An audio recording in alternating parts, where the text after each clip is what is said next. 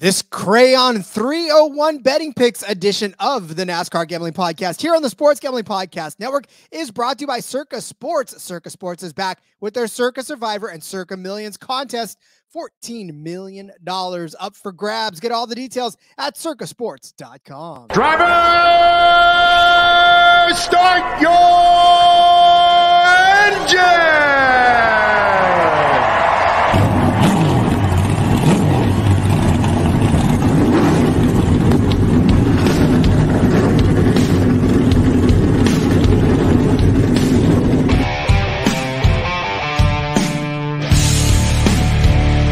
Strap in and pull those belts up tight as the Sports Gambling Podcast Network presents the NASCAR Gambling Podcast.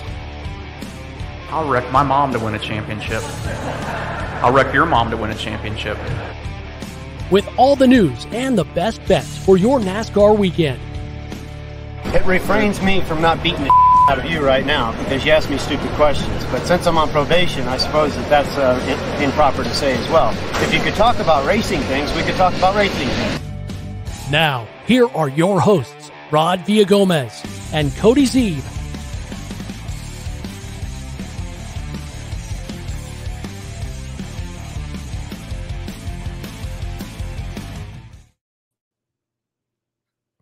I can honestly tell you not a day goes by that we are not talking racing things. It is, of course, the NASCAR Gambling Podcast here on the Sports Gambling Podcast Network. He's Cody Zeeb. I'm Rod Villagomez, and racing things is exactly what we're here to talk about. We return to normalcy, Cody. We've had a cracked out couple of weeks, and we're going now back to a track that these guys know well. It is, of course, Loudon, New Hampshire, the New Hampshire Motor Speedway, the Magic Mile, the mile flat track that just keeps on giving. And Cody, I don't know about you, but I'm looking forward to actually having a race kind of go the way we expect it to at this point. Well, let's pump the brakes on it actually going the way we expect it to. As much as we think maybe this is a normal week, we might end up on rain tires or wet weather tires, not rain tires. Don't be mad when they're not racing in the rain. They're wet weather tires, not rain tires, for the record. But obviously going back over the last 2 weeks, Chicago street course, we'd never seen anything in that like it in NASCAR history. We had no idea what to expect. Obviously, results end up crazy. SVG wins, all of that. You know, we had the late changes on things, and they changed the distance and all that fun stuff. Last week, Super Speedway, we know how that goes. That played out exactly how we thought it would by being crazy, being unpredictable. Now we finally get a track that is quote-unquote normal. They only come here once a year, but they've been doing it for a long time. It's been on the schedule for a while, and we kind of know more what to expect here. There are some actual comparable tracks for the most part that you can look onto. We've had some tracks recently, too, where it's like, this is kind of in between a bunch of stuff, and there's nothing exactly like this one, but there are a few other tracks that race just like this one. And so we've actually got more data, more stats, more facts to actually back up these bets and less unpredictability. Now, of course, there seems to be unpredictability every week now in NASCAR, but for the most part, should be a much more predictable week and should be certain ways that that goes, which it's been fun the last couple of weeks, right? We got to throw our darts, got to have a little fun, got to take it easy. Now we can get back to being a little more serious and really honing in on what we're wanting to bet this week. NASCAR script writers hard at work trying to put together what to expect on this one. Like we talked about too in the recap when we were kind of looking ahead a little bit toward the weather. Yes, there is a chance of rain. I think it's raining now, right? Bob Pocker said that I think it's raining now. The whole East Coast is like flooding basically. So it's been a lot of rain lately. It's been raining now. It doesn't matter what the weather people say will happen because that's generally inaccurate anyways. That's about all I got. And I'm telling you right now, like I said, it's July, East Coast. Can we just like settle into some summer weather? I'm tired of all this rain. I'm tired of all these delays, tired of everything being up in the air. Let's just pray for no rain and a nice, quiet race for the most part. Speaking of which, you talked about them coming here a long time. 1993, first Cup race here. Rusty Wallace took his Pontiac across the finish line to win the first race at Loudon. The last driver to do it, Christopher Bell, last year in July. to win this race. Took his, of course, Toyota across. No cardboard in that race, though.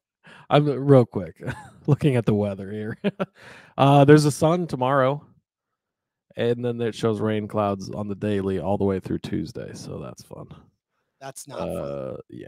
So I just to finish up that, who knows what to expect as far as that goes. They do have the wet weather package. Again, if there's lightning, they're screwed, right? You're not going to race in the lightning. If it's raining probably at all, other than light mist, they're probably not going to race in it. The wet weather package is for, like we saw at Martinsville at the Truck Series, like we saw at North Wilkesboro, a little bit wet track before it gets dried. Oh, and guess what, Rod? There's no lights in New Hampshire, so that throws another wrinkle into the mix. Ugh, oh boy! But yeah. Hey, we're doing this old school. If it gets dark, everybody's going to park around the track and turn their headlights on. Turn the headlights on, and we'll finish it out that way. But yeah, I mean, going back, like you said, they've been coming here a long time. 1993, Rusty Wallace in the Pontiac. You gotta love that. I got my Rusty Wallace bobblehead right here, even. So there you go. Oh, look Rusty at that. Wallace appearance on the YouTube channel. And yeah, Christopher Bell won it last year. Probably should have won it the last 2 years in a row. Eric Almirola won 2 years ago, but Bell was running Almirola down when NASCAR shortened the race because of darkness. And Bell did not get the chance to catch him and finished a second, I believe, in that race. So Bell has this track figured out. He's been good. JGR overall has been good. I think we're going to talk about that quite a bit today. And yeah, this should be another good one. You know, for as deep a pockets as the motorsports, the Motor Speedway company has, you think they could put lights in Loudon? I don't know. Maybe it's a New Hampshire thing. Maybe they don't like lights in New Hampshire. Maybe they want it dark all the time. Well, and so you wonder, so like you look at tracks like Talladega don't have it. Like it's 2.5 miles. Like that's a lot of surface to cover. That's a big project, right? You go to Loudon and it's like, it's only a mile track. So again, it's not cheap by any means, but like you said, they've got the money, they've got the means for it. But then you wonder, some of these places have town ordinances. I don't know if it's in town. Like there's a lot of other things that go into it. So NASCAR only comes here once a year. Maybe if it was twice a year, it'd be different. I don't know. But yeah, I guess they've decided to forego the light investment, and it'll be like Wrigley Field pre like 1990 or whatever the hell they played. They played at Wrigley Field for way too long with no lights. Whatever. The state's tiny. The track's tiny. Put lights around the damn thing already. Look, we'll start a GoFundMe and get you guys some more. I don't care at this point. Can we get them up by this weekend? That's the question. I'll tell you, if I win this Circa Million, $14 million, I will put lights around Loudon, New Hampshire, and we will have night races there. Circa Sports and Circa Millions. If you win this, you can do it too. You can do this through Circa Millions and Circa Survivor. They are back. $14 million in guaranteed prizes are up for grabs. For the Circa Millions, pick 5 NFL picks against the spread each week. And of course, Circa Survivor, it's like any other Survivor game you play. Just pick a different moneyline winner each week and hope you survive. You can enter in Las Vegas to play from anywhere around the probably world. It's the internet. Why not, right? It's definitely a large planet, and you can play so long as you enter from Vegas. And if you are there in the last week of August, catch Sean and Ryan from the mothership, the Sports Gambling Podcast proper. We'll be out there hanging out with the Circa Sports crew. You want more details? Go to circasports.com for all of them. circasports.com. I'm telling you right now, I win that money, Loudon's getting lights. There you go. That's a good way to spend it. I went to a Nebraska Northwestern football game. It's been quite a few years ago, but Northwestern, it was a night game, and Northwestern does not have lights in the stadium. And so they literally brought in like portable lights, like, on generators, and put them up and played the football game. So, why can't we do that this weekend? Who knows? But anyways, let's move on from the darkness, from the rain, and on to brighter news. Yeah, indeed. Again, if my flag football team Turkey Day can get out lights, you can't too. All right. Yes. So big news that we already knew. Everybody knew this. This was the worst, like Bob said, the worst kept secret in the garage area, right? This was second to the Josh Berry news. But yeah, Anheuser-Busch, a major sponsor in the sport. They've been in the sport for a long time. They're going to move over from Stewart-Haas Racing to Trackhouse and be on Ross Chastain. If they don't make a Busch Light watermelon, the entire marketing team should be fired, because they've been doing the apple, the peach, right? You got to do watermelon for Ross Chastain. Like, if you're going to have this partnership, you got to do it. So huge for Trackhouse, huge for Chastain. Obviously, they believe a lot in him. And obviously the talent is there. He's shown his flashes. And as some people have commented, drives like he's drunk sometimes. So there is that. But I think it's great for Trackhouse, obviously. And like Derek had talked about when I had him on a couple weeks ago for the recap with Chicago, like, look at what this team has been able to do.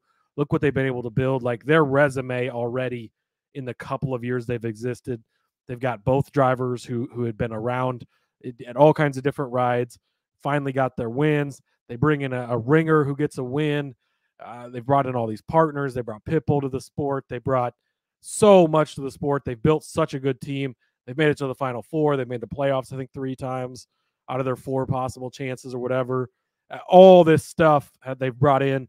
Now they get a legendary NASCAR sponsor. I mean, I just go back and look, but Anheuser-Busch has been in the series for a long time. Obviously, they've been with Kevin Harvick for a while, both at Stewart-Haas and RCR.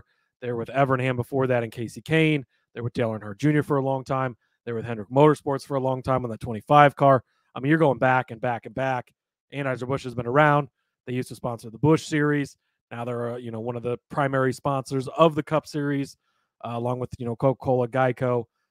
So they have been a big part of the sport. Also, I think it's important to note what a huge loss for Stewart-Haas, right? Like, they have struggled big time. Every team except the one that's sponsored by the Anheuser-Busch team, right? But this is a massive hole for them. Like, it's a massive void. It appears this deal was done before even Josh Berry, before they knew he was going to come over. Like, it's been in talks for a long time that this was likely going to be what was happening. But now that sponsor is not going to stick with the 4-car for Josh Berry. And so is Josh Berry bringing anything to the table? Who else jumps on board for Josh Berry? We know that Gene Haas has a lot of money, right? I think he's the richest NASCAR owner. Michael Jordan maybe gives him a run for his money, I guess now. But Gene Haas has a lot of money, right? And so big question marks, though. Like, this is a huge, huge loss for the entire Stewart-Haas organization to lose a solid partner like that. And not only have they been on the 4-car, they've been on the 14-car multiple times. You'll see them where they run 2 Busch Light cars sometimes or stuff like that. And now that's going to be a huge void for them to fill. I wonder if this influx of money makes it to where they can eventually expand to a 3-car team and maybe bring somebody else on, because like you said, I mean, between Suarez and Chastain, like, both of those guys, they're putting together a pretty hefty resume right now. And I could see. And look what they've already done with that 3rd car running part-time. Exactly. Like, they put it in victory lane. Yeah. So now you get that big influx of Busch and Anheuser-Busch money. And I mean, the sky's the limit, I think, for these guys. And they could, I mean, not that they aren't already emerging as a major player in the game, really solidify their place among the, I don't want to say Hendrick yet, because I don't know that anybody really touches Hendrick as far as Hendrick and Gibbs are still on a pedestal to themselves, I think. But at least the Trackhouse is right there. Right? I mean, yeah, exactly. And you look at it like they're probably past the Stewart-Haas team at this point in time as far as how the team is performing. And yeah, I think that 3rd car is an option eventually. Obviously they would have to acquire a charter at some point, but it brings more money to the team. It brings more everything. And it's just going to continue to help grow that. And what Justin Marks, the vision he set out with and what he's accomplished in the short time has been absolutely incredible. So it's great to see for that team and for that program. I mean, if you're NASCAR, though, what would you rather see more of? A 3rd Trackhouse or a 2nd Rick Ware? I mean, exactly. Well, yeah, and that's where you wonder, right? And so that kind of gets into the other news too. Corey LaJoie gets a multi-year extension to stay at Spire. God, please, Andretti or somebody buy into that team and make it better. Corey has done such good work in that car. That 77 is just lacking big time over there. So kind of be interesting to see. Does Ty Dillon keep that ride? I don't know. I don't know how all that works or what they do with that. It seems like they're not trying to sell that charter. There's been reports they don't want to, but does a Trackhouse buy that? Does, or whatever, maybe Spire's the team Dale Jr. comes in with. I don't know. I would love to see something, but Corey LaJoie going to be in the number 7 car for a few years to come forward. I love to see it because I love for him sticking around, right? But at the same time, I want to see him get in a better car. There was little outside hopes of getting in the 10 car for Stuart Haas, maybe, although at this point, is that much of an upgrade? Who knows? Or, the 21 car is open right now, something crazy like that as well. But Corey's gonna stay put, so good to see for him to lock down his next few years as a guy that, for the most part's gone year to year and not really known if he's going to continue to get opportunities or what his next opportunity might be. He has found a home, and he's really, he was one of the original employees of Spire. Like, he's helped them build this program, and maybe they can continue to take that next step eventually and maybe get that extra funding somewhere would be great to see. Do you think that team and him especially would benefit from having Ty Dillon just not be in that ride and them focus just on one car? See, you wonder, like, it seems to me, and that's been something that's never made a whole lot of sense to me, is you wonder, like, why does Aspire spends all this money? They've got both of those cars. They're running a truck part-time. They're running a Xfinity Series car part-time. Like, if you funneled all those resources into one Cup car, what could you have? But I don't know, because, you look at teams like Live Fast and the 78, like, they suck too, right? And and they're just a one-car program, but they don't have that second car. Maybe they don't have those extra resources. You never know. Maybe a track house decides to acquire Spire at some point and makes it a 4-car team, right? And then you have a 4-car track house team, and LaJoy comes with the package, and now he's on a track house team, or something like that happens too. Who knows? It seems to me like the Spire guys feel like they have something to build on. It's a slow process, but they're getting better and better, at least in the 7 side of things. The 77 is, the worst car every week. Like, Ty Dillon, for the most part, is the worst car out there. And so I don't know. It's going to be interesting to continue to watch and see where that program continues to go going forward, because they've obviously made big steps on one side of the program and not just nothing on the other side. Well, we will be talking about those track house drivers and all the rest of the drivers taking the track this Sunday. But we got to take a quick second to tell you about Underdog Fantasy, because we're brought to you by Underdog Fantasy. Best Ball Mania 4 is here. Underdog is giving away $15 million in prizes. Underdog Pickup's a great way to get down on your favorite MLB and NFL season player props. So many ways to win over on Underdog, and Underdog, just like is available in so many states. Get in on the action. Head over at underdogfantasy.com. Use the promo code SGPN for a 100% deposit bonus up to $100. That's underdogfantasy.com. Promo code SGPN. Well, like we said, the 1 car will be part of the field that takes the green flag in New Hampshire at the New Hampshire Motor Speedway in Loudon, New Hampshire. Again, small state, small track. I probably couldn't fit a 2.5-mile super speedway in Loudon. That would probably take up the whole city at this point. So we'll stick with the little mile track that they've got. How cute, how quaint. We will run 301 laps, as the name of the Crayon 301 alludes to, around this 1.58 paved track. Again, like we said, they've been coming here since '93 with the Cup cars, and Rusty Wallace was one of the first winners. Cody, we talk about short flat tracks all the time. This is the epitome of that short flat track they got going on. Yeah, that's what this is. It's very flat. It's like 2 to 7 degrees banking in the corners. So it's flat. It's short at 1 mile. And so you're going to compare it to Phoenix is probably the closest comparison. Those tracks very similar. Martinsville even can be looked at because of the short flatness of it. But there are certain guys, and this is going to be something we hammer on today, certain guys, or at least I'm going to hammer on it, that are really, really good at short flat tracks. It may not matter what they do everywhere else or how bad they are. If you've listened to this program all year, you might be surprised by some guys I'm going to talk about. But it's completely different. You can't completely look at what has been going on all season as a whole. You have to break it down into more of how do certain guys do on short flat tracks. I hit an Eric Almirola a couple of years ago. I think he was 50, 60 to 1 to win this race. And he won it because he's really good at short flat tracks. Doesn't win often, but for whatever reason, comes up big on this type of track. Certain guys that are good at the short flat. So that's going to be the main focus. Phoenix, Martinsville are going to be the main comparisons. You could throw a little bit of the Clash at the Coliseum in there if you want to. It's stretching it a little bit, but I will bring it up at one point just to reinforce one of the guys I'm going to talk about. But those are the main two for me. Phoenix specifically, and even Martinsville as well, just because they're short tracks, they're flat tracks, and that's what you're going to base your comparisons off of. Yeah, I'm pretty much the same thing with me. It's all the mile tracks that you can take a look at because most of them are kind of constructed the same. I mean, it is a little bit.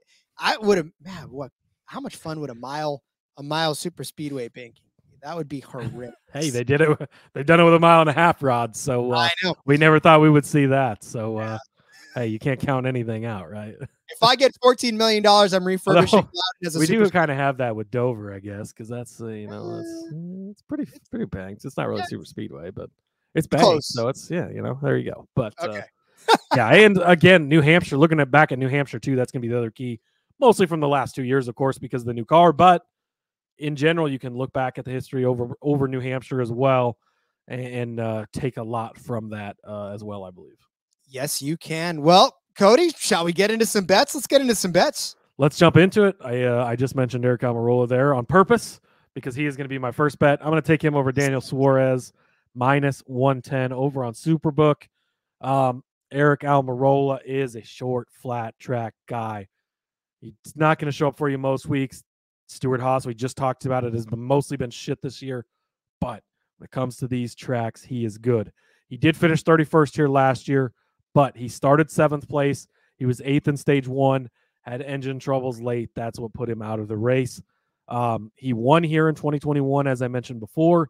He was 7th here in 2020, 11th here in 2019, 3rd in 2018. You go back and you look a few weeks ago at Martinsville, or earlier on the season in Martinsville, a 6th place finish for Almirola there. So, again, as bad as the season's been as an overall whole, you look back at one of the shorter, flatter tracks earlier this season, had a good run. That's the kind of stuff they're capable of. And I will say, too, there's 2 teams that really jump out here. Obviously, teams like Hendrick, and we're going to get into that, like, they're good everywhere. But when you think of New Hampshire, I think of Joe Gibbs Racing, as the odds very truly reflect. Christopher Bell, the favorite this week. You don't see that very often. Like we said, he's been really, really fucking good at this track in his few starts. And then Stuart Haas is the other team that comes to mind. They just, again, we've talked all year about how bad they've been, but their short, flat track package is where they excel more than any other team, it seems like, as far as a jump, right? So your jump from where they are at normal tracks to when you get to these short, flat tracks, they just have the biggest increase. Like, they know what the hell they're doing on these tracks. And so love them. For Daniel Suarez, he did finish 9th here last year, so a decent run. He was 20th in 2021, 26th in 2020, 19th in 2019. You go back earlier this season, 22nd at Phoenix, 17th at Martinsville. So not super impressive on the other short flats we've had this year. Not a guy that really comes to mind. He's coming off of a 2nd place finish. Obviously, we just talked about all this momentum Trackhouse has. 2 wins in a row, a 2nd place for him. The Busch announcement now, all this stuff. But I don't think that Suarez is going to have enough to beat Eric Almirola. Not that I think he'll have a bad day at all, but I expect Eric to be in the top 10, maybe even the top 5 at the end of the day. So give me Almirola over Suarez, -110 over on Superbook. And I'll talk a little bit about Suarez later. I agree with you on that assessment, but I also think that Suarez is in for a better finish. Hold on that, and we'll get to there. Look, you just talked about Stuart Haas being the king here, and no other name reigns supreme more than the guy that I love to talk about week after week, and that's Kevin Harvick. If you go back through his Loudon, New Hampshire days since 2016, let's go back to 2016. Let's go back to 2014. 3rd place, 21st, 4th place, win, 5th place, 36th, win, 5th, 6th, 5th. Yes, Kevin Harvick is that damn good on Loudon, New Hampshire. But we could have said that in every track so far this season. Let me read off Kevin Harvick's finishes from this year, especially the last few races.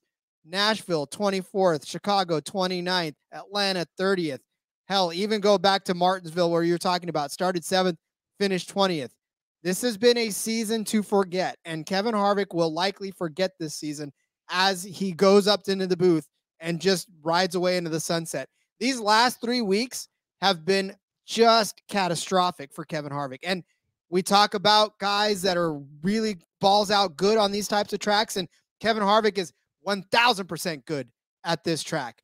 But I'm telling you right now, as the races start to tick down, you're starting to see what little focus he's got left, I think, behind that wheel, where he really is kind of riding it out. Now, can he pop up and get you a really fantastic finish? Yeah, of course he can. And that's fine. But I think Kyle Busch is going to do better than him. Kyle Busch over Harvick at plus 100 is the bet for me. And again, really, this is mainly because of the last few races for each of them. Kyle Busch, look back at what he's done since Darlington even. Several straight top 10 finishes, a 7th at Darlington, 6th at Charlotte. He won at Gateway, 2nd at Sonoma, 9th in Nashville, 5th in Chicago, 5th in Atlanta, 21st in Martinsville. So not a, fantastic finish on the other short flat track, but Kyle has been a hot driver as of late. And I kind of almost don't care what he's done in New Hampshire in his last few races, because obviously that was in the 18 car. He is in completely different equipment now. But he does have a win within the last few seasons, a first place in 2017, a second place in 2018, and 8th in 2019. 3 bad finishes, though, in 2020, 2021, and 2022. Again, we talked about Kevin Harvick's struggles last year anyways in that 18. He still finished 12th on this track. Not bad. I really am leaning in heavy on this momentum for Kyle Busch on this track as far as what he's done in 17 races on mile track since 2020. He's got a win, 4 top 5s, 9 top 10s. So again, I just think the recency factor is what's got me on this over Harvick, because anybody would say Harvick is going to win this matchup because it's Kevin Harvick and he's a top 10 machine, right? Not so much this season. And unfortunately for Kevin, it's not getting any better for him over the last 3 races. Maybe familiar territory gets it better, but in 19 starts, he's only got 7 top 10s. So I don't feel like this is going to be Kevin Harvick's day. So give me Kyle Busch over Kevin Harvick. It hurts, but give it to me. Man, just coming in with the Kevin Harvick hate. Goodness, Rod. I love the guy, but just damn it all if he's not just choking lately. No, yeah, I mean, it's hard to argue with that, right? If the results have not been there lately, this is the type of track where he should be good at. Stewart-Haas should be good, but we haven't seen it lately. Something to note that we noted before the season, guys that announce it's their last season don't always have the greatest season. It's to be a struggle. Early in the season, it was great for Harvick, right? Everything was roses and rainbows and unicorns. It's been pretty rough for him here lately. The team as a whole just takes this big blow of losing Anheuser-Busch. They knew it was coming, but now it's official. It's out there, right? I think all of that maybe is playing into things. So you could argue that.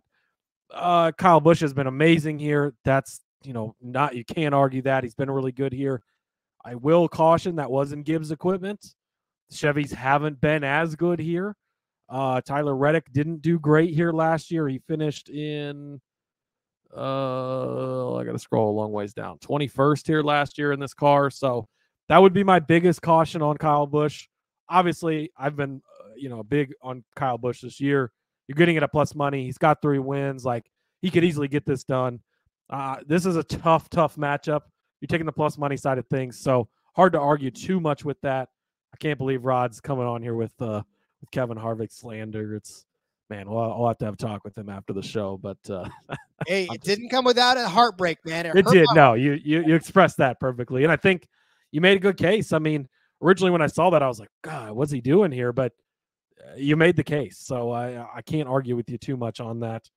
Tough to pick a side on that one, but I think you probably took the correct side. I am going to go with William Byron over Chase Elliott. This is minus 110 over on Superbook. Chase Elliott finished second here last year, and I think that's probably the main reason that he's priced, I guess, or that he's matched up with, I don't know, with William Byron. But you look back at how things are going, like William Byron and Chase Elliott have had very opposite seasons. Like Byron is in the role you thought Chase Elliott would be in, and Elliott's more of where you thought William Byron would be. Like Elliott's not having bad finishes, right? He's getting good finishes. Things are going all right for him, but he's not dominating races. He's not leading laps. He doesn't have 4 wins on the season. That's William Byron. And at this point, how things are going right now in the season, William Byron is the number 1 driver over at Hendrick. If I would have said that to you before the season, you'd have been like, dude, what the get off of here. What do you don't know what you're talking about. It's crazy, but at this point in time, that's where we're at. Now, Larson, I think, can quickly turn that around, right? Again, best driver on the planet. We understand that, and things will be fine. And Elliott's a great driver as well, obviously. I sing his praises a lot. I love the guy. But I think that the way Byron's season's been going, the momentum he's carrying, you have to take Byron on the side of the matchup. And let's go back and look. Byron, it's not been great finishes here. He's got an 11th last year, 21st, 11th, 12th, 14th. But you go back and you look at a lot of these tracks, that's what his record looked like before. Now he's having that breakout season. So you can't look too much into what he did here in the past. Not horrible finishes. He was decent. But he's got the 4 wins. 12 of 19 races so far this season. He's led laps, led 64 laps at Phoenix. Like I said, the most comparable track that we've been on this season. And he won the race that day. With as good as William Byron has been this season, being one of the best cars week in and week out, the books are highly disrespecting him this week. Spoiler alert, I'll be talking about him again in a little bit here. He's the points series leader. He's on top of the world. He's in the best car, on the best team, everything. And then you're going to put him up with the guy that's ranks 3rd at Hendrick for right now. If you're ranking the Hendrick guys as they are right now, Chase Elliott is 3rd on that list. And until that changes, you got to give me the better driver and how things are going this season in that matchup. So William Byron over Chase Elliott does hurt my heart a little bit to do that as well. But hey, that's where you know. And then to Rod's point too, where he's taking Kyle Busch over Kevin Harvick, like that's where you know that the research has led us to these guys, that we believe in these bets even more, because they're not. We don't want to pick against Kevin Harvick. Like, dude has made us so much money these last couple of years. It's his going away tour. We had the 29 and the 4-car pace in the field this weekend. Like, all the heartstrings were being tugged. Like, but we're still betting against him because that's where the research leads us to. Same thing here. I love Chase Elliott. Been a Bill Elliott fan since the day I was born, and been a Chase Elliott fan too. But here it doesn't make sense for him to be matched up with William Byron with the way things have been going lately. So give me the Byron side of things. -110. That matchup's on Superbook as well. Hey, listen, if you know that there's a slot machine that's paying out, but it's underneath a heater that's blasting out 150-degree air versus one that you think may pay out that's under the air conditioning, I'm sitting in 150-degree if I'm getting paid. Like, absolutely, that's right. It's gonna hurt. Comfortable, but I'm getting paid. You want the ultimate example of that? Stay tuned for my next bet. Oh, I know. Well, let me get to my next bet. I feel like I'm picking on you. Just like said everything about Stuart Haas, and then now I'm just laying out the complete opposite. This is gonna turn into an Xfinity Series show where Rod and I just argue the whole time. Exactly, because look, at this point, Stuart Haas, yes, but Ryan Preece, is he really even a Stuart Haas driver? Like, he pops up, and you see him in the broadcast, you see him in the top 10. And then something happens and he's gone. So it's like that meme, and it's gone. So Ryan Preece, I'm taking Chris Buescher over Ryan Preece, -125 over on Caesars. And I'm doing it because Chris Buescher and Brad Keselowski have actually been a fantastic duo as of late. And they're really putting this RFK team on their back. 8 top 10 finishes for Chris Buescher, which I mean, just said something about, 10 not being a lot, but for Chris Buescher, 8 is actually pretty good in 19 starts. Last week in Atlanta, finished 15th. Chicago finished 10th. Nashville 18th. Sonoma 4th. Gateway 12th, which is another mile track, right? So a good finish at Gateway. 8th at Charlotte, 10th at Darlington, 9th at Dover, 3rd at Talladega. You want to go back to Martinsville, 14th. Not a bad day for him there. And so, listen, Chris Buescher, like I said, and this entire RFK team are actually doing some pretty fantastic things. Ryan Preece, on the other hand, middle to end of the pack for Ryan most of the time. Atlanta last week, 24th. Chicago, 15th. Nashville, 16th. Sonoma, 13th. Gateway, 17th. Charlotte, 13th. Go back to Martinsville, 15th. He did start on the pole, but unfortunately ended up in 15th, where it was a 1 place differential for Buescher, who finished in 14th. However, the last 3, we'll take the last 3 mile tracks for both of these drivers. For Ryan Preece, at Gateway, 17th, at Dover, 17th, at Phoenix, 12th, This is all in the 41 car for Preece. For Buescher in that span, Gateway 12th, Dover 9th, Phoenix 15th. So, the only once did they get each other, and that was at Phoenix earlier, where Buescher was 15th and Preece was 12th. But, that was earlier in the season. SHR was not necessarily totally as bad as they were. I mean, they were still bad, but they weren't as bad. But lately, I think Chris Buescher's had the biggest momentum of these guys, and I really do trust that he will finish better than Ryan Preece at the end of this at -125.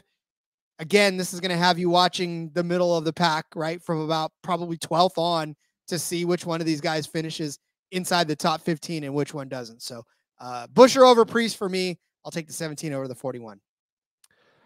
Man, I don't want to love Stewart-Haas as much as I do this weekend.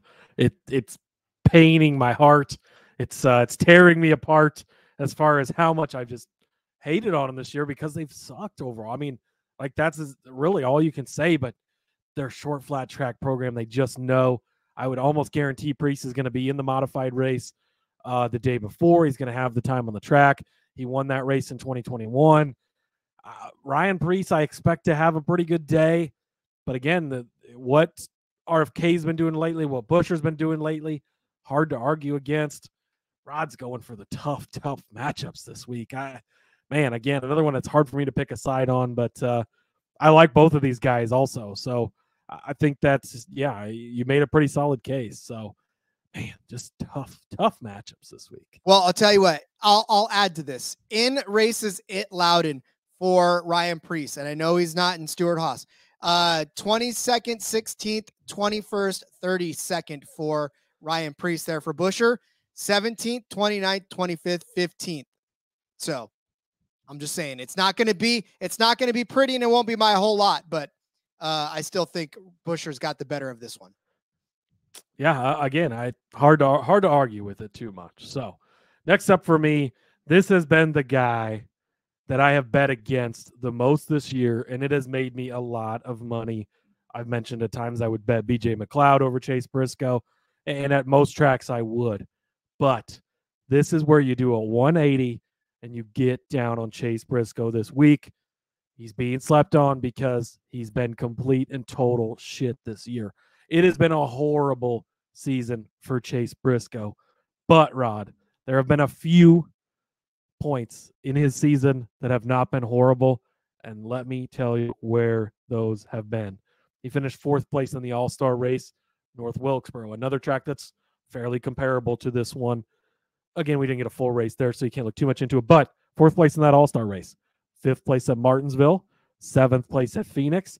He even finished 5th at the Bristol Dirt race. Bristol Dirt, not comparable to this, but a track he's comfortable on, and it shows that if he is in a good position on a track he's comfortable on with a good enough car for it, he can get the result. Absolute dog shit on mile and a halves. I hope he wins this weekend, and we can fade him next week at Pocono because it will be so easy to do. When it comes to short flat tracks, Chase Briscoe knows what he's doing. So I'm going to take him for a top 10. He's plus 200 over on Bet365. I think I saw him plus 200 on Caesars maybe as well. But Caesars also has him boosted a top 5 at plus 700. I'm going to take both of those, a top 10 and a top 5 for Chase Briscoe. Last year ended up 15th in this race, but was very, very strong early in the race, got spun out, got into some trouble. They tried to play some strategy. He was actually leading with about 100 laps to go.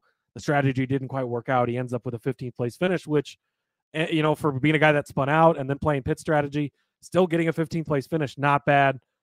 He was a top 10 car easily all day, probably even a top 5 car there as well. So, and you go back to last year too, I know he had a better overall season last year, but he was 9th place at Phoenix. He won at Phoenix, or in the spring rather. He was 9th place at Martinsville, and 11th place at Richmond. He was 9th in the second Martinsville race. He was 4th in the championship race at Phoenix. Like all of these short flat tracks, Briscoe was good. Almirola and Briscoe are the two guys that jump out to me when we come to short flat tracks as guys I have to find ways to bet on. That's what I've done here today. Again, betting against Chase Briscoe has made me loads and loads and loads of money this year. And it's been comical how bad he's been. But these are the tracks where you have to circle Briscoe and you have to change your mind. And as hard as it is to want to be on him, because you look and you're like, God, he's just been shit like literally BJ McLeod has run better half this season than Chase Briscoe. And it makes you not want to bet on him. But the data, the research, everything says this type of track, Chase Briscoe is going to be good. So he's going to getting my money this weekend. And if it doesn't cash, you're going to look back and be like, you believe you fucking wasted your money on Chase Briscoe. But when it cashes, it's going to be like, wow, we circled this outright. And then you're going to come back around and boom, we're going to be right back against him when it comes to bigger tracks because they're going to continue to suck there. They've got it figured out on these short flat tracks. Briscoe's a guy I'm huge on this weekend. So yeah, give me Chase Briscoe. Top 5 at plus 700 over on Caesars. Top 10 at plus 200 on Bet 365. If he just does not do well, the Discord will be all over you, Cody. I hope you were prepared for the fallback. Hey, give it to me if it's but man, it just it's so hard to get on here and speak with confidence about a guy that's been slower than BJ McLeod most of the season. But that's just that shows you how much, again, to the point of how much you believe in this. That's how much I believe in it, is I'm willing to put my reputation on Chase Briscoe. Gosh, when I say that out loud, I don't know how I feel about it, but I'm doing it anyways, Rod. Give me Chase Briscoe. I will stop. I won't have you take that shovel any more deeper because I feel like I've given you a lot of ground to dig there. So I'll bail you out. I'm gonna dig that shovel deeper a little later in the show. Just a spoiler for you. So I know I'm ready for it. All right, top 10 odds aren't usually all that good. Like we said, but I actually like this one, and I found AJ Allmendinger as a top 10 plus 350 on Bet 365. This one's a little difficult to defend if you just take a look at the raw stats from like New Hampshire proper. He's only had one race in the 16 car in this, and that was 2022 last year. He finished 16th. Not bad for that car. Remember, we talked a lot last season about the Colleague Cup Series not being as good as the Xfinity Series. And then, of course, the Cup Series this year looking okay, while the Xfinity Series is still looking pretty good, but not as good in our opinion. So for a 16th place finish in New Hampshire for him, not bad. But AJ's been on slightly good of tear for what he is. Over the last, we'll look back to Charlotte, where he finished 14th, Gateway 14th, Sonoma 6th, Nashville 10th, Chicago 17th, but I don't hold anything against anybody for Chicago. But last week in Atlanta, 3rd place finish, right? Part of that colleague team that was running pretty solid. Listen, I'm not saying that AJ is a world beater right now. I'm not saying that he's even a fantastical driver right now. But I think a top 10 for a guy who has had some success lately, staying in the front and staying out of trouble. I mean, we talked a lot about his aggressiveness, right? But we've also talked about his toughness, right? Driving with no power steering, driving through all these crazy conditions and whatnot, just to try to stay up front. And I think AJ Allmendinger's got that. Some good finishes overall. Again, not great finishes, but good finishes in the 16 on mile tracks. 14th place at Gateway, 18th at Dover, 20th at Phoenix in 2023, but 12th in Phoenix in the fall. 16th, like I said, at New Hampshire. 10th at Gateway in 2022. So some pretty solid finishes for AJ in the 16 and close to the top 10. And all we want him to do is finish inside the top 10. A couple more spots up there. Another person rubs someone else the wrong way and spins someone out, and all of a sudden AJ is right there. So as long as he can keep himself within the top 15 for most of the race, I have a feeling that he's going to be able to find his way to a top 10, especially given the fact that, like I said, he's actually been a solid driver as of late and not necessarily disappointed all that much. 4 top 10s overall, but again, a lot of them have come within the last few weeks. So that momentum's building for him. He's been within striking distance of the top 10 so far at 3.5 to 1. I think it's a pretty good stab to take for AJ to get in the top 10 of this race. Momentum is there, Rod. He's been building on it. 13 points out of the playoffs right now for AJ Allmendinger, and we have a multitude of road courses coming up or he plans on getting a lot more points. He is lining himself up to be in position to try and make the playoffs. I think you're right. I think that continues this week. No argument from me here. And again, you look at shorter, flatter tracks, right, where braking is a big key on these tracks. You're not just rolling through the corner on these high bank track. Like, it comes down to braking. It comes down to hitting your marks. A road course type of guy that plays very well into their hands. Love me some AJ Allmendinger this week. Plus 350, you're getting really good odds. So I fully agree with you on this one, and I really like that bet. I'm going to also stick in the top 10 market. I'm going to go with Eric Almirola, plus 140 over on Barstool. Again, I talked about him a little bit ago. Short, flat track ace. It will surprise you how well Eric Almirola will run this week. We're just so used to him just kind of being in the middle. He does his thing, keeps the field in the sport, keeps them happy. And, he's there every week. But he will show flashes of being really good. Like I mentioned, he started 7th last year. He was 8th in stage 1, was holding on to that top 10. It was the engine troubles late. He won this race in 2021, cashed a big ticket for me. 7th in 2020, 11th in 2019, 3rd in 2018. He has finished very good here, ran 6th at Martinsville earlier this season. He knows short, flat tracks. He did run into some trouble at Phoenix. Not a good result there, but Stewart-Haas just in general. And then they just have guys that lend themselves to short, flat tracks for whatever reason. Almirola has always been a short, flat track guy for back in the 43 car even. He's just been good at these. Briscoe, we know I've talked about is. Priest has got that modified background that lends well into it. Harvick's just good everywhere, so that doesn't matter. But Stewart-Haas has things figured out at these tracks. In my opinion, Almirola has it figured out. He's good consistently. A top 10 on any short flat track when it comes to Eric Almirola. Almost just an auto bet for me every time. Cashes more times than it doesn't. Give me Eric Almirola top 10 plus 140 over on Barstool.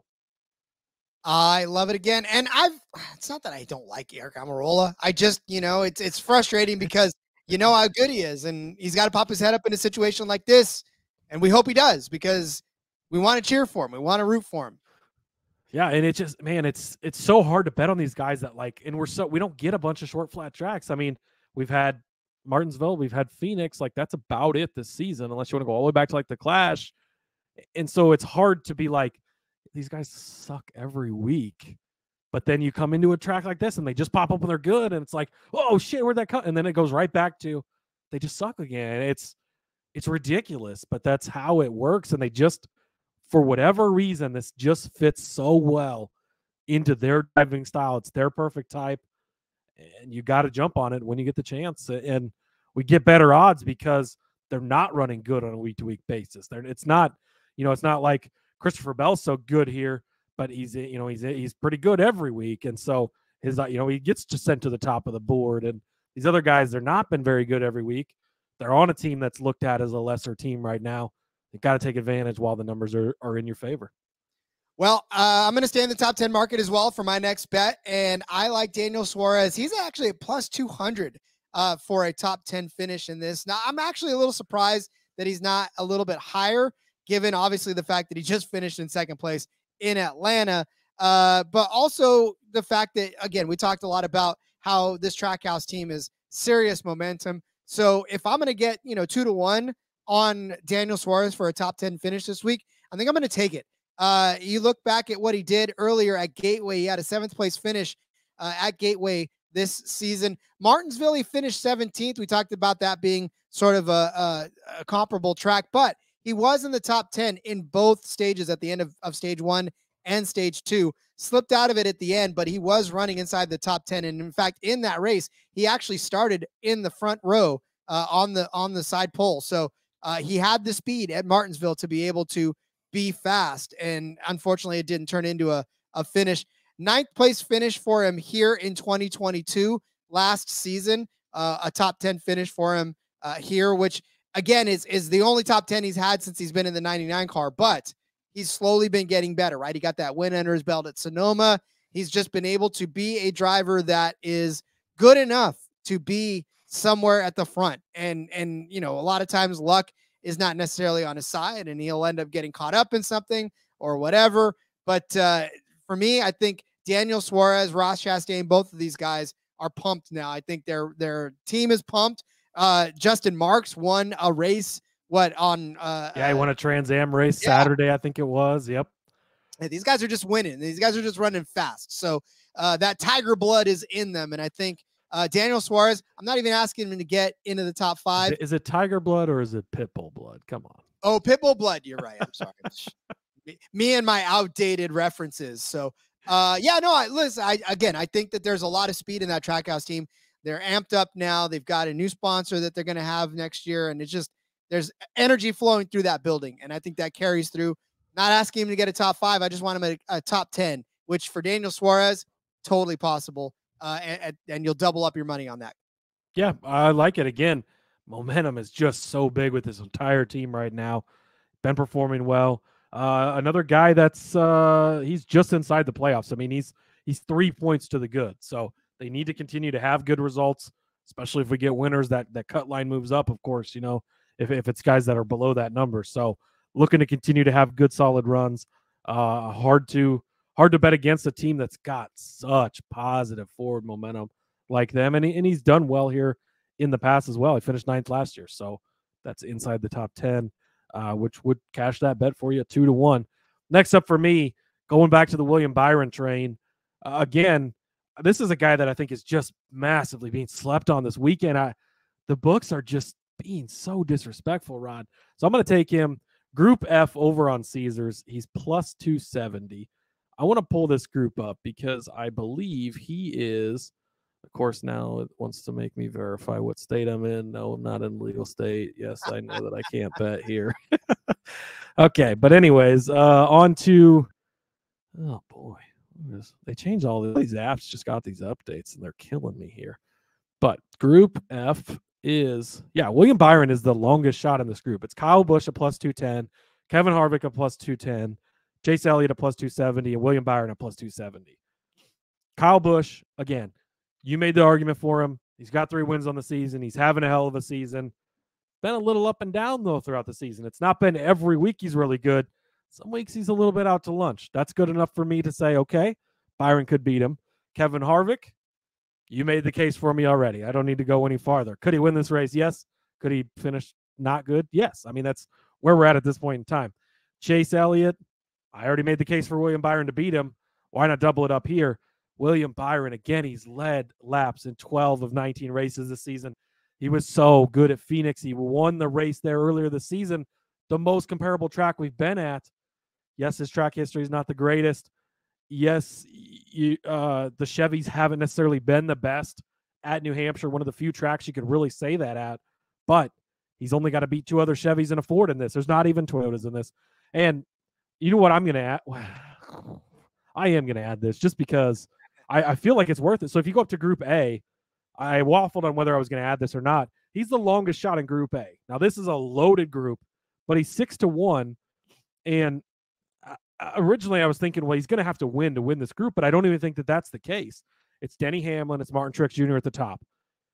Joe Gibbs Racing is likely going to be the dominant team this weekend. It's not, usually it's between Hendrick, it's between Joe Gibbs, or Hendrick has the advantage.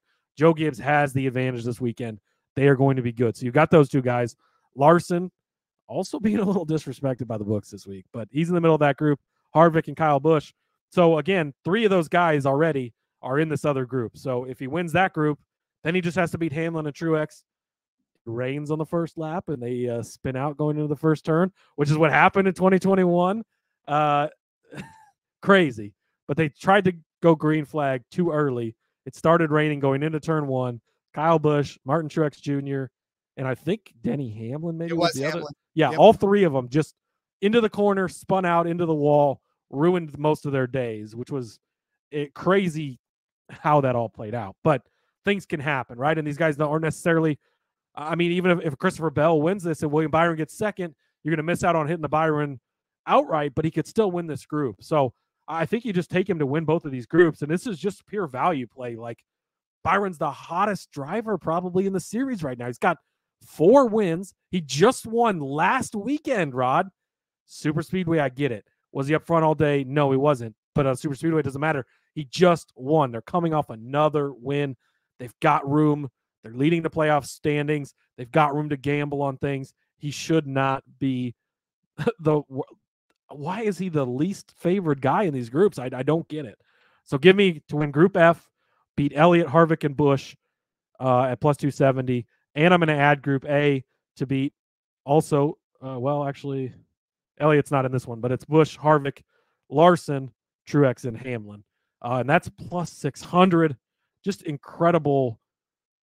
This is just a value play. It's not necessarily what he's done previously at this track, but Phoenix, he won the most comparable track we've been on, and the way he's having his breakout season, and we're disrespecting him, should not be that way. Give me lots of William Byron this weekend. Indeed. And again, it hurts your heart, but it does so, and you're definitely going to take some William Byron.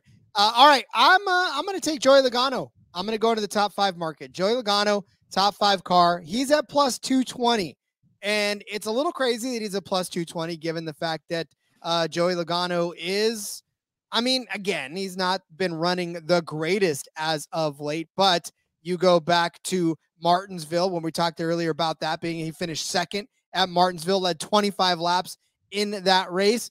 I know I keep bringing Gateway up into the mix. I know Gateway's not a mile, and I know that the Banks is a little different, but it's not a mile and a half. It's still that in between sort of limbo land it's just over a mile, and it's really only 0.2 over a mile. So I'm still kind of considering Gateway in this because of the distance, but he finished third there, right? Third at Sonoma, 8th at Chicago for everything that it was worth. Poor showing at Nashville and Atlanta, which is probably why there's a lot of hate on him right now as far as the top 5 market is concerned.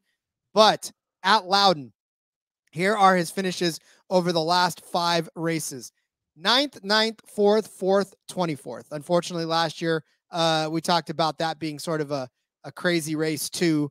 But 2 4th places in the 2 years before that. Last time I checked, that was inside the top 5. If you look at where he was running at the end of stage 2 in that race in 2022, he was in 4th place. Unfortunately, just the finish was not there for Joey, but he was running in the top 5 there in the end of stage 2, which tells me he's got the ability to try to do that here, there. And so you look back at his top 5 finishes also over the course of his time. He won at Phoenix, right, in 2022 to win the championship. Won at Worldwide Technology, 8th at Phoenix, 4th at New Hampshire, 5th at Dover, 2nd at Phoenix, 3rd at Phoenix, 6th at Dover, 8th at Dover, 4th at New Hampshire, 1st at Phoenix. I don't want to keep going past that. That's 2020. But still, we know that Joey Logano is fast in these mile intermediate style tracks. Again, I know Gateway is not necessarily as comparable, but it is sort of in that mix as well. But he's good and he's fast, and he's actually been fast at those tracks this season. So I think a top 5 finish for Joey Logano is not completely out of the realm of possibility. And I like the plus 220 version of this too, because it's definitely a good plus money bet for a top 5, especially in a top 5 market that's kind of icky. When I figure out how to bet on Joey Logano, I'll get back to you. This guy is the most. He is the driver I cannot figure out. I can't figure out how and when to bet on Joey Logano. I don't understand it, Rod. I cannot figure it out. So I'm going to take your word for it. You made a pretty good case. I like it. He's a defending champion. I at least expect Stewart-Haas to be fast. That means Ford's going to maybe show up a little bit. I think Ford's also plus 270. It started out plus 300 in a lot of books. I've seen it plus 270 to win this race. It's not a bad bet. Maybe you want to toss it in there as a bonus bet for me. I'm going to go ahead and make that official, actually. Plus 270.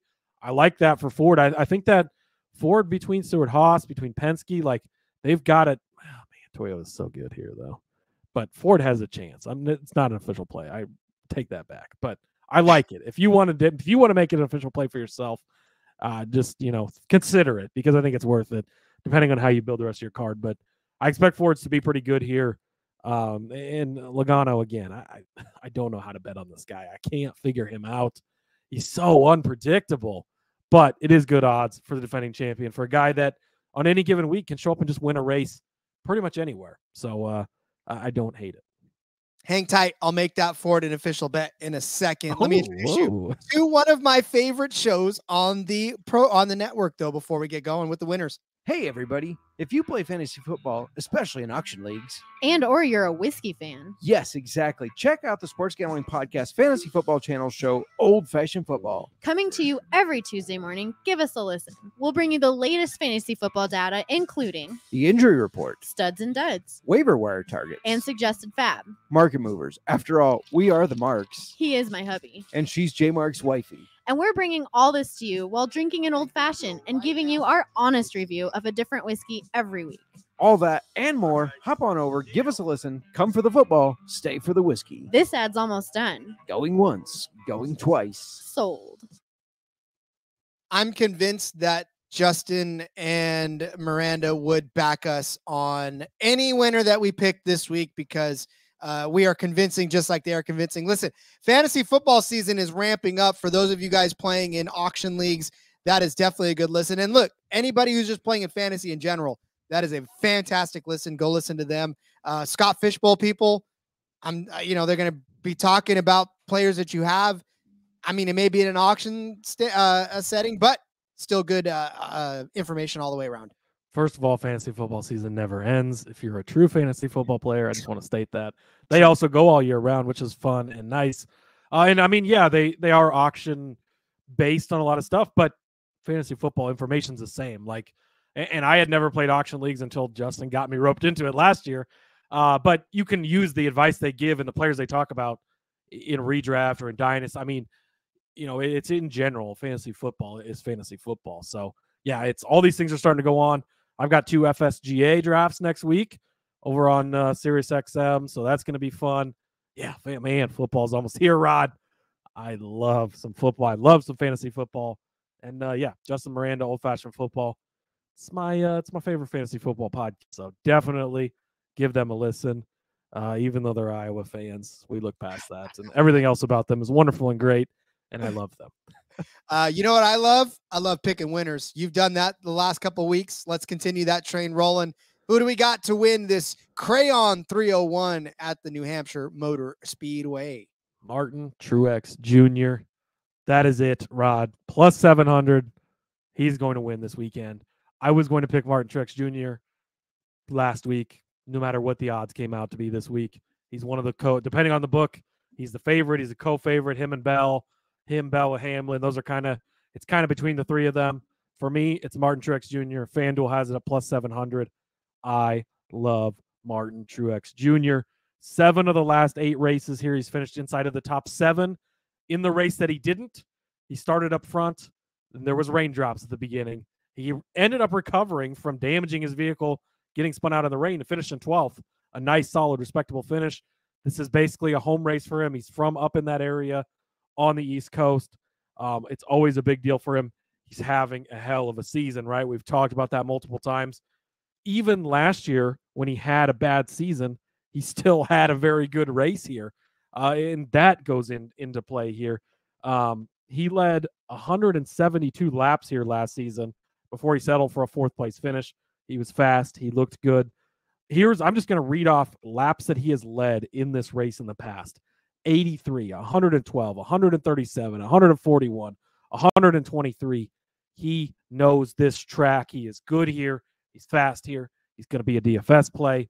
JGR is going to be likely. I will be extremely shocked if they're not the strongest team this weekend. Bell is going to be good. Truex is going to be good. Hamlin's going to be good. I expect Ty Gibbs. I'm not going to put any Ty Gibbs bets this week because I've been so saddened. I want to bet on so bad this week, but I'm hoping by not betting on him, he has a good result again. So we're going to play that game. But JGR is going to be the strongest team this weekend. I think the books reflect that. The history reflects that. That should be the case. And they are good at this style of track. And you go back the last 2 weeks, right? It was Atlanta. It was Chicago. Unpredictable. So many different things can happen. But before that, Truex has the momentum on normal, quote-unquote, tracks. 4 straight top 5 finishes. He won at Sonoma. He was second in Nashville. He has been racing good. He's been fast almost every week. He was fast at Nashville. He was fast at Sonoma. He was even fast last week at Atlanta. He has been really, really good this season. He's looked strong. I love Martin Truex Jr. this weekend. Plus 700 on FanDuel. I think that he is the way to go. William Byron at 14-1 is absolutely and utterly disrespectful. This is over on Superbook. As I was looking through odds, some books have him as low as 700 where he should be. 14-1, 12-1, 10-1, ridiculous. He should not be that high of a price. It's stupid. Go bet on William Byron at this price. He should not be this low. He's got 4 wins, all kinds of different tracks. Like I've already talked about him multiple times, different ways I'm going to bet on him. The best car out there this season so far has been William Byron most weeks, and he won at the most comparable track we've had to this track this far this season. He's in a breakout year at Hendrick, the best team in the garage, year in and year out. How can you not take William Byron at 14-1? It's ridiculous he's priced here. I want to mention Larson as well as like 10-1. If you want to bet on Larson, I know some people thought last week was the week, but it wasn't because it was a super speedway. But if he wins or he's good, you're not going to get this price again, probably. He's worth a look. I'm going with Byron because he's a better driver and more consistent driver lately. Larson's never a bad bet on this type of racetrack. Especially getting him in that 10-1 area, it's definitely worth a look. All right, Rod. My last winner for this race. 80-1 is just too good to pass up. Chase Briscoe. That's right, Derek. You heard me correctly. Chase Briscoe, 80-1. Close enough to 800. Again, I've talked about it multiple times throughout this episode. He is really good at this type of track. We know that Stuart Haas is still strong enough to win races. We've seen it with Kevin Harvick. They just passed their 10-year, or I think they had announced 10 years ago or something. They were forming the team, whatever. They've won at least one race every season since they've been in the series. They're good enough to win, and especially on this track type. I've already highlighted what Briscoe's done on this type of track. Pocono next week, completely different story. I will be back off of him no matter the results this weekend. But Chase Briscoe can win this type of race. He's still a long shot for a reason. In some books, he's at like 30-1, 40-1. I would still probably take him that price, but less so much. I like it. But 80-1 is ridiculous for a guy that's this good on this type of track. Saw him pop up and grab that win at Phoenix last year. Followed it up with a 4th place at Phoenix in the fall, in the championship race, even where it's generally 1, 2, 3, 4 for the championship guys. He was able to score a 4th place finish. He's really good at this type of track. He's learned from Kevin Harvick. Kevin Harvick's best track over his career has been Phoenix. I know Rod's down on him this week, but Chase Briscoe, 80-1. It has to be mentioned. It has to be bet on because there is value in betting Chase Briscoe to win. As crazy as that sounds to say in 2023, it is true. Give me Chase Briscoe to win this race, 80-1. Putting that on your grave marker. There is value in betting Chase Briscoe this week, Cody Zeeb. All right. Make sure it says on flat tracks or something so people don't think I was super crazy. No, we'll just put the audio recording up there. Every time people walk by, they'll hear it. I want to stress only at short flat tracks, not a mile and a half because he sucks. All right. Well, listen, I 1000% agree with you on the Martin Truex thing. And I actually, to me, it's Martin Truex, I think, is going to win this. He's got momentum. Or even if you wanted to try Denny Hamlin, that's fine. But I'm stepping outside of the box. I'm going to validate your Ford claim here earlier. I'm going to say Brad K is going to get another win. He's a recent winner here. A couple seasons ago, he won in 2020. He's 22-1 over on DK to win this race. And really, this is all just kind of leaning on his track history here at Loudon. 7th place last year, 3rd. And listen, the 7th place last year, we were telling you how awful Brad Keselowski had been last year. He was one of the worst. He was almost as much as a Chase Briscoe fade for us in that season. There was nothing that made us want Brad Keselowski anywhere in our betting cards. But he did finish 7th that season. The season before in the 2 car, he finished in 3rd. He won in 2020, 10th place in 2019. He started on the pole in that race. Bad race in 2018. He started in 6th. Finished 32nd, but before that, 4th, 9th, 4th, and then won again in 2014. So Brad Keselowski's had some success on this track before, and veteran drivers have a way of doing veteran things. coming off a 6th place finish in Atlanta, where he was actually pretty fast. 11th place at Nashville, 16th at Sonoma, 4th at Darlington, 8th at Dover, 5th at Talladega, 2nd in Atlanta, 7th at Fontana. Unfortunately, at Martinsville, not a good day for him. He finished 24th, Gateway 28th. You know, like we said, the two comparable, and if you're watching on YouTube, you see me put all the air quotes in the world, tracks that we've got going on. But all I'm saying is this: something's got to punch through for this RFK team, right? I mean, they are running too well to not punch through for a win. I talked about Buescher earlier. I don't think he's going to win this race, but I think he's going to run well, and I think he's going to run well enough to beat Kevin Harvick. But I also think that Brad Keselowski, as the team owner, is starting to assert some dominance in his driving style. I think he's really trying to push for an opportunity to get that 6 car and his team into winner's circle. So again, this is a great chance for him to do it. He's done it here before, albeit in the 2, but still in that 6 car. Like we said, he was having a horrendous 2022 season, still pulled that thing into 7th place. And for him, I'm sure he took that all of the day long for him, given what he was going through last season. So like I said, at 22-1, I think it's a great price for somebody who's won within the last 3 years. And I think it's time. I think it's time for Brad Keselowski to get a win. I think it's time for him to lock himself into the playoffs. What? NBC showing the graphic all day on Sunday, Mm-hmm. locked into the playoffs. And I'm just, does nobody understand how this works? No, they don't, Cody. Yeah, give me Brad Keselowski, 22-1. That Hawaiian bread paint scheme. I hope he has that on his car. I didn't get the chance to see what he's got going, but love me some Hawaiian bread. Briscoe's paint scheme, by the way, pretty sweet this week. It's like a black and was it like black and gold or something? I don't remember who the sponsor was. I probably should say that, but it's a pretty cool sponsor. But I love your Brad K play. God, he's got to have one coming sometime soon, Rod. And the odds are there, 22-1. I like it. I second this play. I think that it's a good play. Looks like you've got something down here. I don't recognize these 3 letters. I do. What are these? The SRX Series, Rod, is back in action. Thursday Night Thunder on ESPN. Just give you a quick rundown. If you don't know what SRX is, if you're an old school NASCAR fan, they had the IROC Series back in the day, International Race of Champions. This is very similar. Tony Stewart, Ray Evernham came together, created the series a couple of years ago. They've run 2 seasons now. The basic premise, they're going to go to 6. It's 6 weeks. I think it might be just the next 6 weeks in a row, or it's 6 races basically, though. And they come in. The series prepares the cars, so there's no teams. There's no, this guy has an advantage. This guy has more money. This guy has the sponsorship. No, the series prepares all of the cars. There's crew chiefs that I think it's like each crew chief gets 3 different cars, and it's like a random draw. Like you draw it out of a hat before the race. Boom, you're on these 3 cars.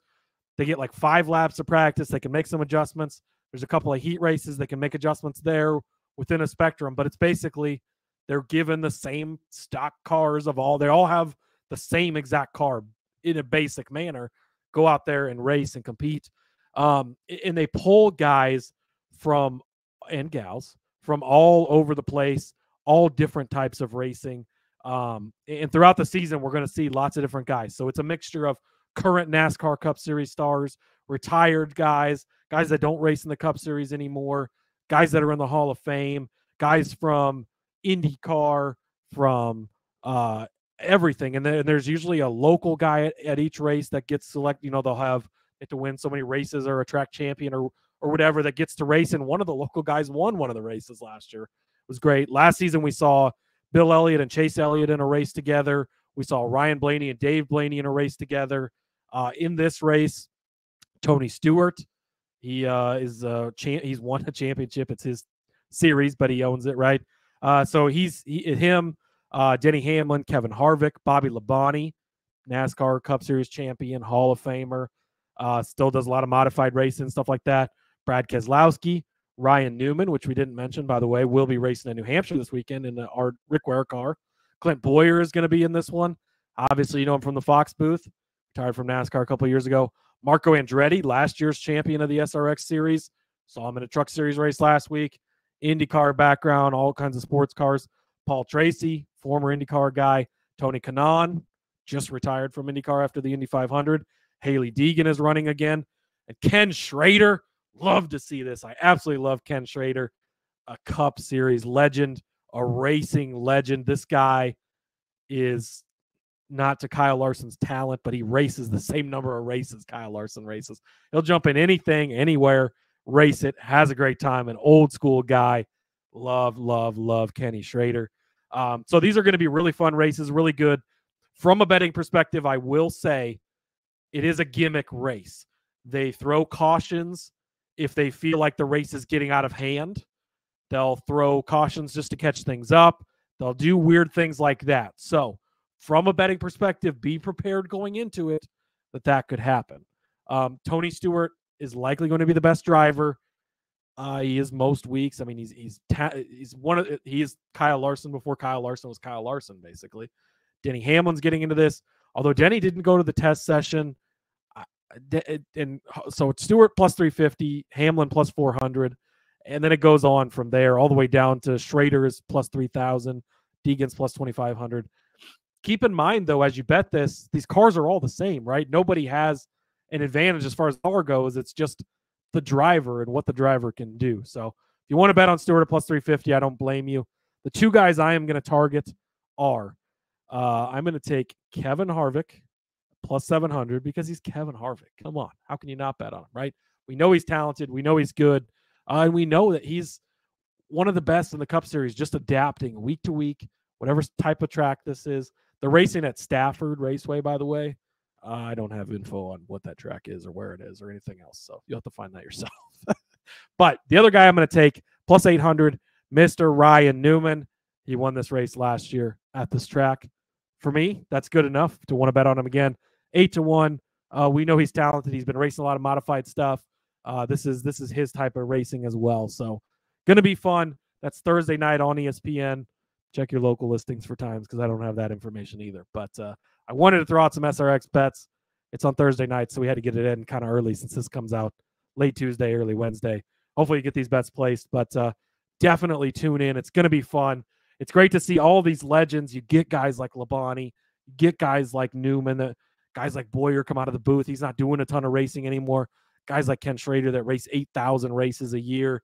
You get to see the Marco Andretti's, get to see Tony Stewart's. We don't get to see him often anymore. And they're going against guys like Denny Hamlin, like Kevin Harvick, like Brad Keselowski that we see every week. It's a lot of fun. Definitely check this series out. Give it a chance. You will enjoy it.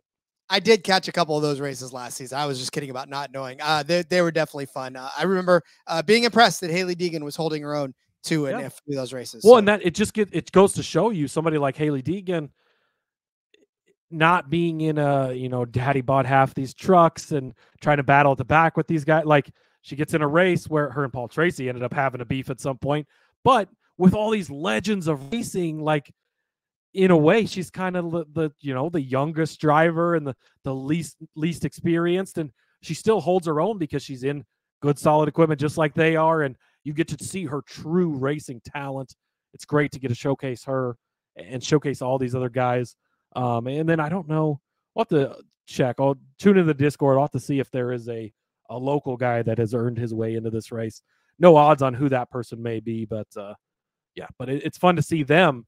And again, one of them won. I don't remember who it was or which track, but somebody won. I mean, comes out and beats Tony Stewart in a race. Like, that's awesome. And those local fans get to see, a guy they watch every week, a guy that's their hero, come out and compete with these guys and gals. And it's just, everything about it is great. It's a relaxed environment. They'll take extra time. Like, I know one of the races, Bill Elliott had like electrical problems before the race. They ran more pace laps, try to fix the car because he didn't bring the car. He doesn't own the car. Like, it's the series provided car, right? And they wanted to give him a fair chance to get out there and compete as well. All of that I think is great. And it's a really, really fun series. May have to have a SRX short episode of the NASCAR Gambling Podcast. Let's see if they give us more options. That's the only thing, is not a lot of options. Right now it's just outrights. Just came out today, but the race is already on Thursday. Stay tuned though. If more drop, check out on the Discord. I'll drop some head-to-head plays for you. All we got to do is take about a minute now. That's the attention span of kids now, right? I'm about a minute. Right. Just got to record a short TikTok video and you're good, right? Exactly. All right. Well, get out your pen and paper. Speaking of attention spans, we'll go over all of these bets that we have laid out for you for the Crayon 301. Cody started you out with Eric Almirola over Daniel Suarez at -110 over on Superbook. I gave you Kyle Busch over Kevin Harvick at +100. Also, I believe on Superbook. I have to double check. I didn't write that one down. Just check the Discord. Cody gave you William Byron over Chase Elliott at -110. I gave you Chris Buescher over Ryan Preece at -125 over on Caesars. Cody gave you Chase Briscoe as a top 10 car at +200 on Bet365 and a top 5 boost at +700 over on Caesars. I gave you AJ Allmendinger as a top 10 car at +350 on Bet365.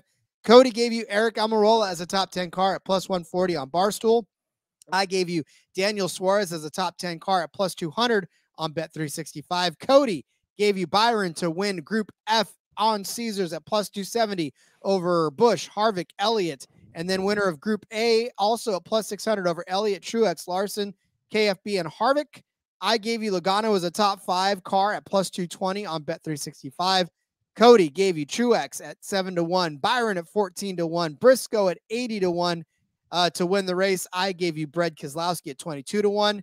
And then, of course, Cody also threw in some SRX bets, Harvick at 7-1, Newman at 8-1 to win the SRX. So those were your bets for our racing weekend so far. Of course, we will come back tomorrow and give you some of our favorite Xfinity race. No trucks, so just Xfinity this week.